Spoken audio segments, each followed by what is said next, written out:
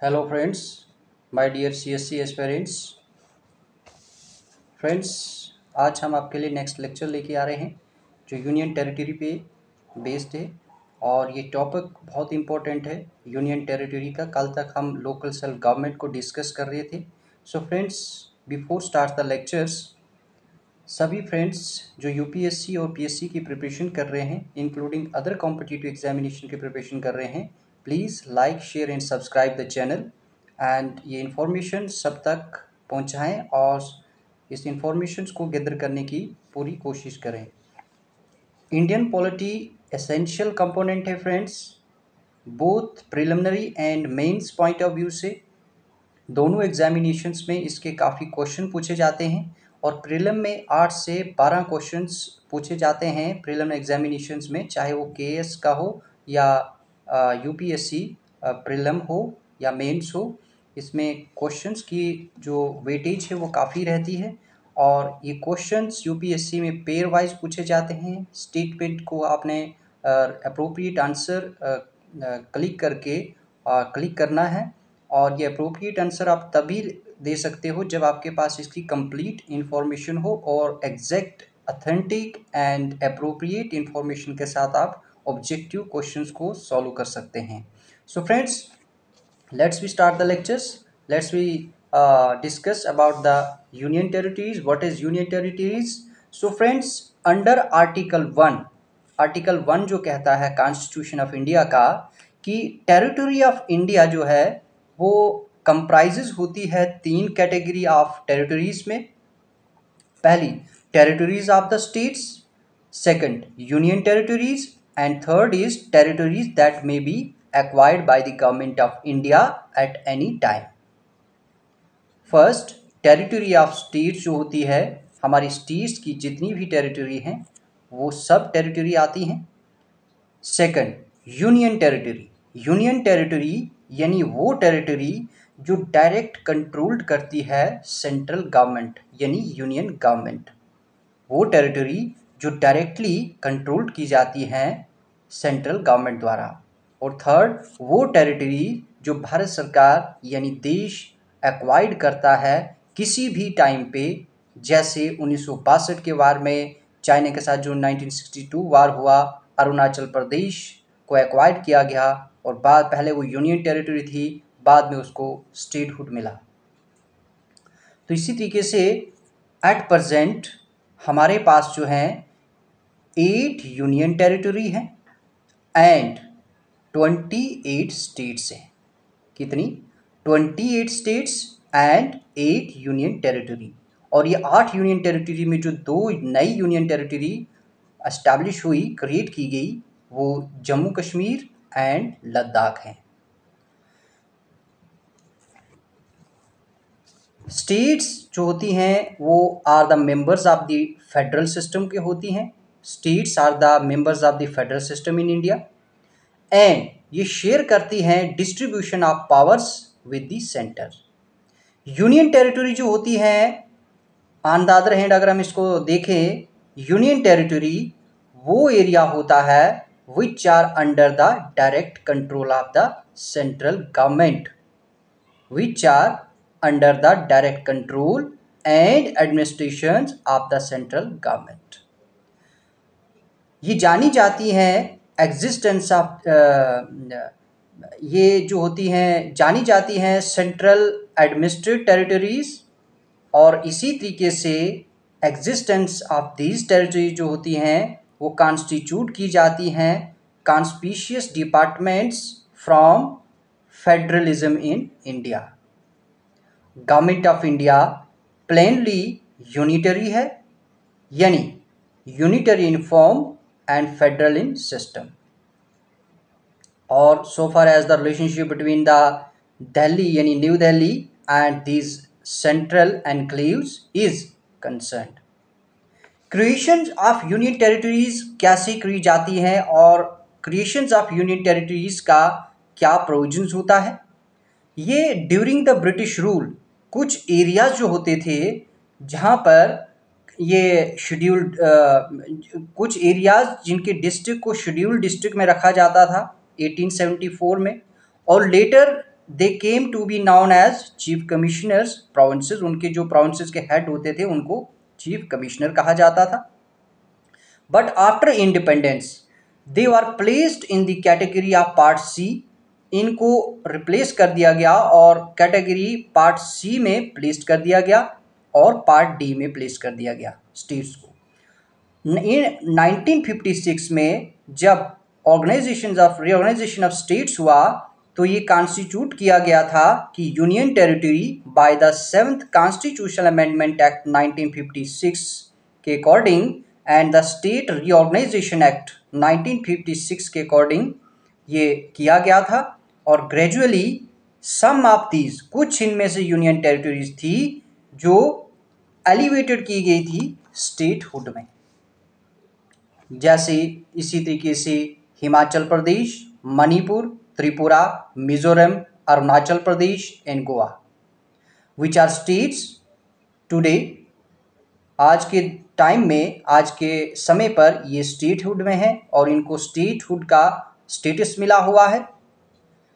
वर formally ये पहले union territory हुआ करती थी। कौन कौन सी? हिमाचल प्रदेश, मणिपुर, त्रिपुरा, मिजोरम, अरुणाचल प्रदेश एंड गोवा। आज ये सभी स्टेटहुड में है, बट पहले ये यूनियन टेरिटरी हुआ करती थी।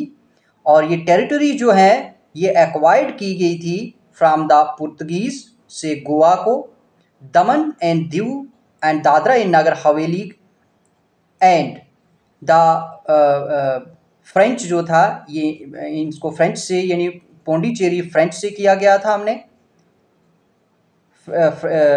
पौंडीचेरी जो था वो फ्रेंच से एक्वायर्ड किया गया था और इनको कॉन्स्टिट्यूट किया गया था यूनियन टेरिटरीज में। एट प्रेजेंट हमारे पास जो है 8 यूनियन टेरिटरीज हैं और 28 स्टेट्स हैं। So friends, Andaman and Nicobar island जो था वो 1956 में हमें मिला था और 1956 में इसको यूनियन टेरिटरी में रखा गया।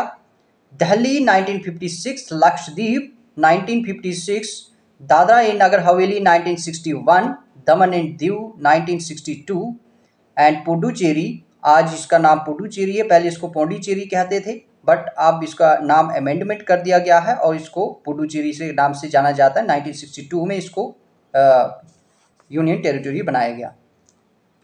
Chandigarh 1966 till 1973 Lakshadweep was known by the name of the Lakdiv। 1973 तक लक्षद्वीप को लैकाडिव के नाम से जाना जाता था, मिनिकॉय एंड अमेंडिव आइलैंड्स के नाम से, और उसके बाद इसको लक्षद्वीप के नाम से जाना जाने लगा। इन 1992 में दिल्ली को भी रीडेजिनेटेड किया गया as the national capital territory of Delhi और ये 69th कॉन्स्टिट्यूशनल अमेंडमेंट के अकॉर्डिंग किया गया था। यूनियन टेरिटरी को क्रिएट किया जाता है, बहुत सारे रीजंस होते हैं उसके लिए फ्रेंड्स, और यूनियन टेरिटरी जब क्रिएट करनी होती है उसके कुछ क्राइटेरियाज होते हैं। जो क्राइटेरिया पर्टिकुलरली यूनियन टेरिटरी बनाने के लिए एक कैटेगराइजेशन का काम करते हैं, एक क्लासिफिकेशन का काम करते हैं, जो स्पेशल कैटेगरी के अकॉर्डिंग वो प्रोविजंस होते हैं और उन प्रोविजंस में यूनियन टेरिटरी को रखा जाता है। उस स्टेटहुड के कन्वर्ट भी किया जाता है यूनियन टेरिटरीज में, कई स्टेटहुड को यूनियन टेरिटरीज में कन्वर्ट किया जाता है और कई यूनियन टेरिटरीज को कई स्टेट को यूनियन टेरिटरी में कन्वर्ट किया जाता है।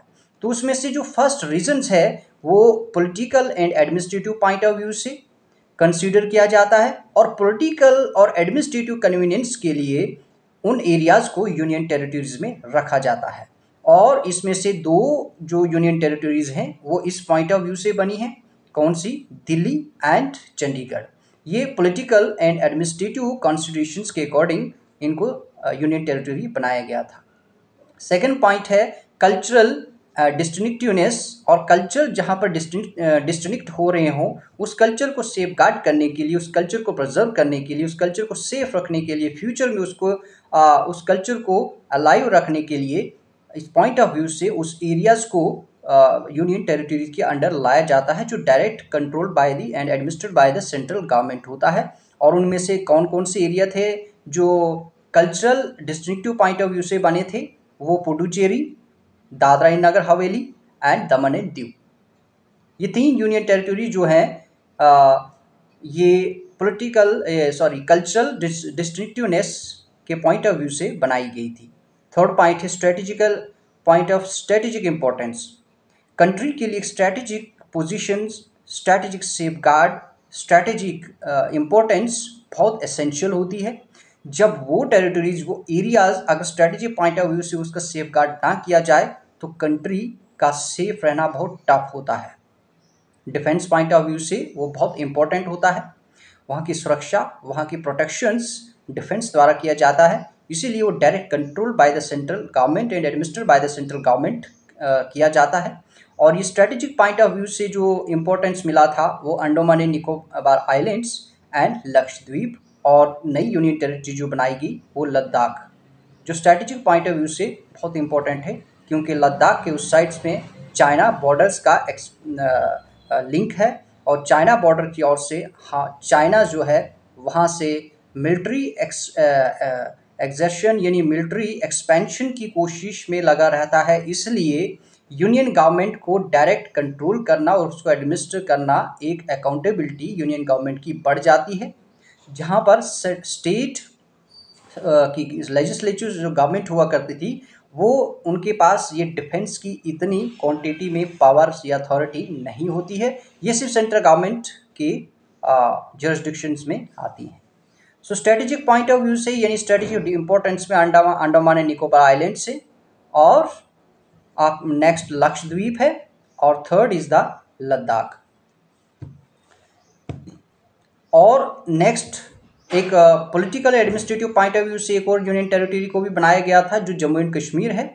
यहाँ पर पॉलिटिकल इंस्टेबिलिटी ज़्यादा हो रही थी, और यूनियन गवर्नमेंट का जो इम्प्लीमेंटेशन ऑफ पॉलिसीज़ जो था वो यहाँ पर कम इम्प्लीमेंट होता जा रहा था। That's why the government of India had changed the status of Jammu and Kashmir from statehood to the union territories, और ये भी पॉलिटिकल एंड एडमिनिस्ट्रेटिव कॉन्स्टिट्यूशंस के अकॉर्डिंग पॉइंट ऑफ व्यू से बनाया गया था।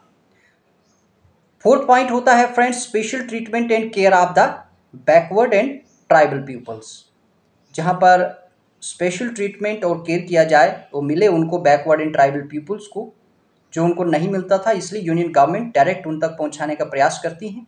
और उसमें मिजोरम, मणिपुर, त्रिपुरा, अरुणाचल प्रदेश विच लेटर बिकम स्टेट बनाई गई थी।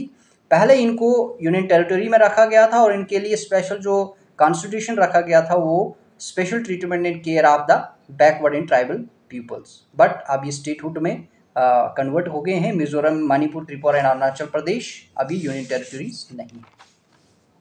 सो administration in the union territory जो होती हैं, article 239 to article 241 in part 8 of the constitution of India deal करता है यूनियन टेरिटरी के साथ। Even though all the union territory जो बिलोंग करती हैं एक कैटेगरी में, there is no uniformity in their administrative system. उनके एडमिनिस्ट्रेटिव सिस्टम में कोई यूनिफॉर्मिटी नहीं होती है, एक जैसा नहीं होता, बिल्कुल टोटल डिफरेंट होते हैं एक दूसरे से। और हर यूनियन टेरिटरी एडमिनिस्टर की जाती है by the president acting through an administrator appointed by him. एक एडमिनिस्ट्रेटर जो यूनियन टेरिटरी का होता है वो एजेंट होता है प्रेसिडेंट का, and not head of the state होता है, वो हेड ऑफ द स्टेट नहीं होता है। जैसे गवर्नर होता है वो agent of the central government यानी प्रेसिडेंट होता है। और प्रेसिडेंट स्पेसिफाई कर सकता है उसकी डेजिग्नेशन को ऑफ एन एडमिनिस्ट्रेटर, और इट में बी या फिर लेफ्टिनेंट गवर्नर। एग्जाम्पल पुडुचेरी या chief commissioner, Puducherry lieutenant governor है, और जो लेफ्टिनेंट गवर्नर पुडुचेरी में जैसे काम करते हैं इसी चंडीगढ़ में चीफ कमिश्नर है। अलग अलग डेजिग्नेशंस हैं और इसी प्रेसिडेंट ही डिफाइन करते हैं, या फिर लक्षद्वीप में एडमिनिस्ट्रेटर्स हैं। तो प्रेसिडेंट जम्मू एंड कश्मीर में लेफ्टिनेंट गवर्नर्स हैं, लद्दाख में लेफ्टिनेंट गवर्नर्स हैं। और प्रेसिडेंट जो होता है, प्रेसिडेंट सिर्फ president he can also appoint the governor of a state as an administrator of an adjoining union territories। इस कैपेसिटी में गवर्नर जो होते हैं वो एक्ट करते हैं independently of the council of ministers. और यूनियन टेरिटरी पुडुचेरी का जो है 1963 और दिल्ली 1992 में बनाया गया जो था, वो प्रोवाइड करता है लेजिस्लेटिव असेंबली। 2 ही यूनियन टेरिटरी है जहाँ पर लेजिस्लेटिव असेंबली है, Delhi and Puducherry. Third, Jammu and Kashmir के भी एक प्रोविजन रखा गया, बट हाल ही में यहाँ पर कोई असेंबली अभी कॉन्स्टिट्यूट नहीं है, कंडक्ट इलेक्शन री इलेक्शन नहीं हुए और यहाँ पर कोई असेंबली नहीं है, बट प्रोविजंस में है ऑनली, और फंक्शनिंग में पुडुचेरी एंड दिल्ली हैं जहाँ पर सिर्फ लेजिस्लेटिव असेंबली है और council of minister headed by the chief minister हैं। और रिमेनिंग जो टेरिटरीज हैं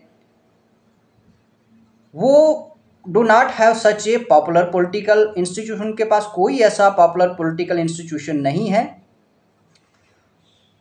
बट एस्टैब्लिशमेंट उनकी जो है इंस्टीट्यूशन की वो यूनियन टेरिटरीज में रखी गई है, जो does not diminish the supreme control of the president and parliament और देम।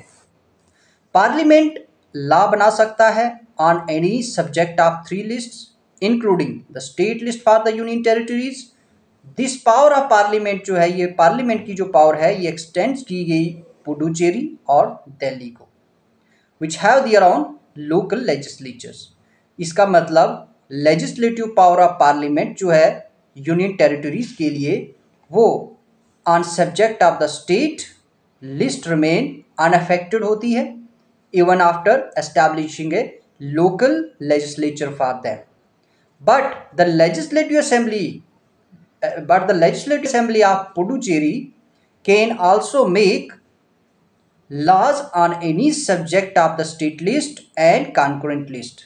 इसी तरीके से similarly we can say the legislative assembly of Delhi can make laws on any subject of the state list except public order, police and land. Public order, police and land, and in 3 areas पर वो law नहीं make कर सकती। But हाल ही में कुछ union government ने executive power जो है वो लेफ्टिनेंट गवर्नर ऑफ दिल्ली को ट्रांसफ़र की गई है और उससे लेजिस्लेटिव असेंबली की जो पावर है और कम हो गई है। President can make regulations for the peace, progress and good government of the Andaman and Nicobar island. These are the most important point, objective point of view। President जो है वो रेगुलेट कर सकता है पीस को, प्रोग्रेस को और गुड गवर्नमेंट को अंडमान एंड निकोबार आइलैंड में, लक्षद्वीप में भी, दादरा एंड नगर हवेली में भी और दमन एंड दीव में भी। But in the case of Puducherry में भी प्रेसिडेंट लेजिस्लेट कर सकते हैं by making regulations, but only when the assembly is suspended. ऐसे नहीं, जब असेंबली सस्पेंडेड हो जाती है या डिसॉल्व हो जाती है तभी प्रेसिडेंट वहाँ रेगुलेशन बना सकते हैं। ये रेगुलेशंस प्रेसिडेंट द्वारा जो बनाए जाते हैं ये फोर्स में लाए जाते हैं और effect of N act of parliament होता है और ये अमेंड भी किए जाते हैं union. Parliament can establish A high court for union territories. Union territories के लिए पार्लियामेंट हाई कोर्ट भी एस्टैब्लिश कर सकता है और put it under the jurisdiction of the High Court of Adjustment। उनके लिस्ट में सीट है तो उनके को रखा जा सकता है, जैसे अंडमान निकोबार उसको मुंबई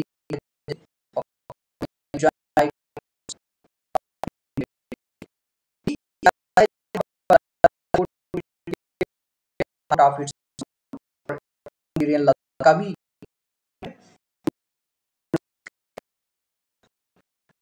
है मुंबई कोर्ट जुरिस्डिक्शन और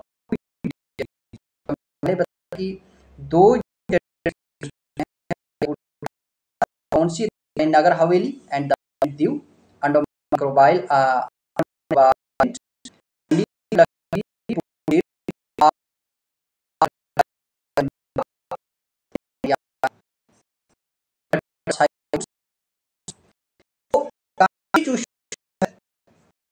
वो कंटेन नहीं करता प्रोविंस एडमिनिस्ट्रेशन के लिए जो प्रोवाइड की गई territories. Constitution for administration of territories are also apply to the territories. Provisions Delhi के लिए हैं वो ये थे।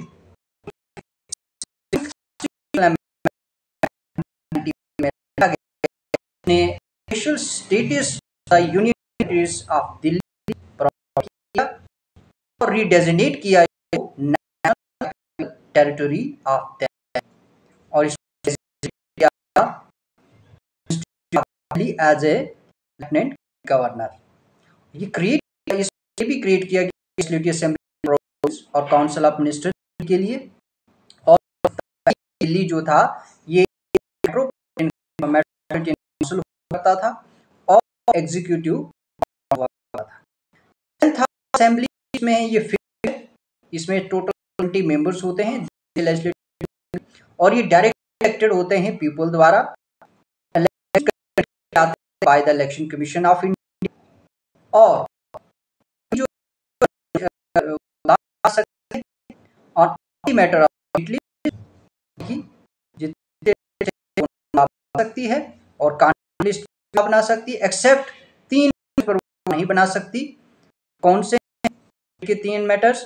जिसमें यूनियन ऑर्डर्स, लैंड, इन 3 एरियाज पे जो होती हैं वो कानून नहीं बना सकती, वो उनके जुरिस्डिक्शन में नहीं होता है। But laws of parliament prevail करते हैं और those made strength the council of जो होती है वो 2% होती है strength assembly, that is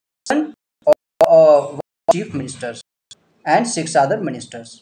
chief minister appoint किया जाता है by the president, not by the lieutenant governor. जो Delhi president appoint governor, chief minister appointed governor. Other है वो on the advice chief minister. Office president, council of minister जो होते हैं वो कलेक्टिवली रिस्पॉन्सिबल होते हैं assembly. Council of minister headed किए जाते हैं चीफ मिनिस्टर और लेफ्टिनेंट गवर्नर को exercise in as she is required to act on her discretion. इस केस में difference of opinion with the lieutenant governor and the minister जो होता है, अगर वो हो जाए तो lieutenant governor is to refer the matter to the president.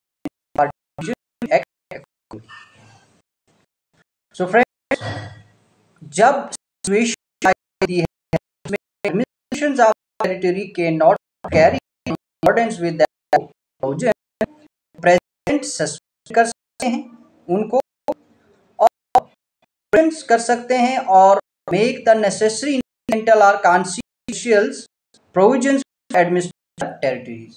Brief में इन फेलियर द कॉन्स्टिट्यूशनल हो जाती है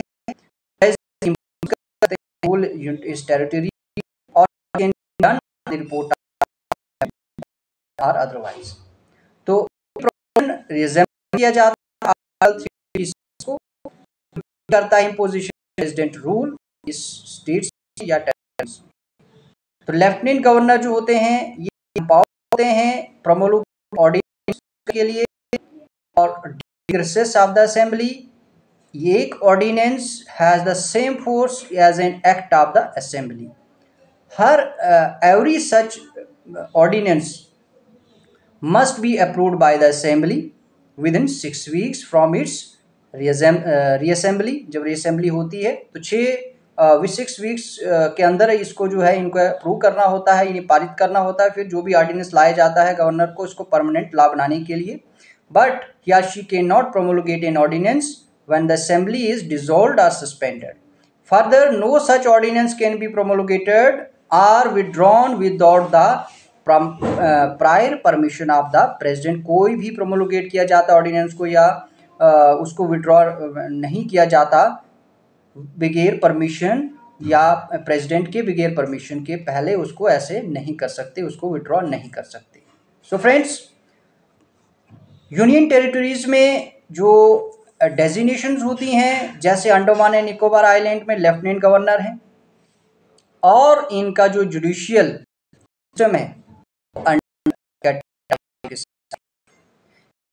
चीफ कमिश्नर होते हैं और इनका जुडिशियल जो है वो Punjab high court and Nagar Haveli administrative designation करता है।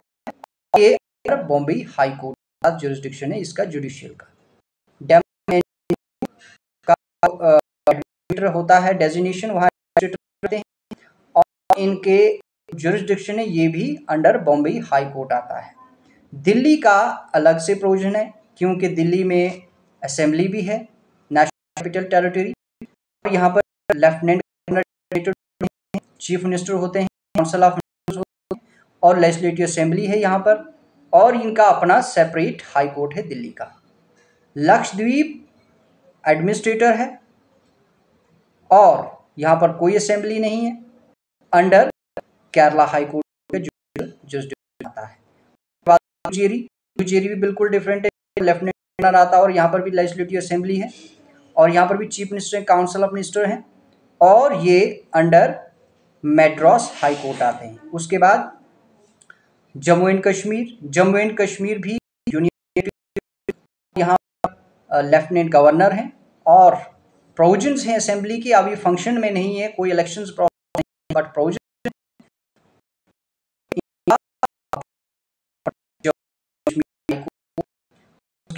नेक्स्ट यूनियन टेरिटरी है लद्दाख में भी लेफ्टिनेंट गवर्नर हैं डेजिग्नेशंस। ये यहाँ पर कोई लेजिस्लेटिव असेंबली नहीं है और ये इनका जुडिशियल जो है ये under Jammu and Kashmir court आता है। Jammu and Kashmir high court की ये जॉइंट हाई कोर्ट है। So these are the for the union territories. Lecture is over, will meet tomorrow.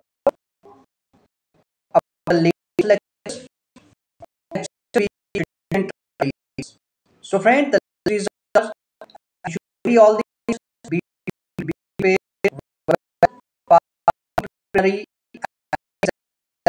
will help you every work and every time. So thank you so much.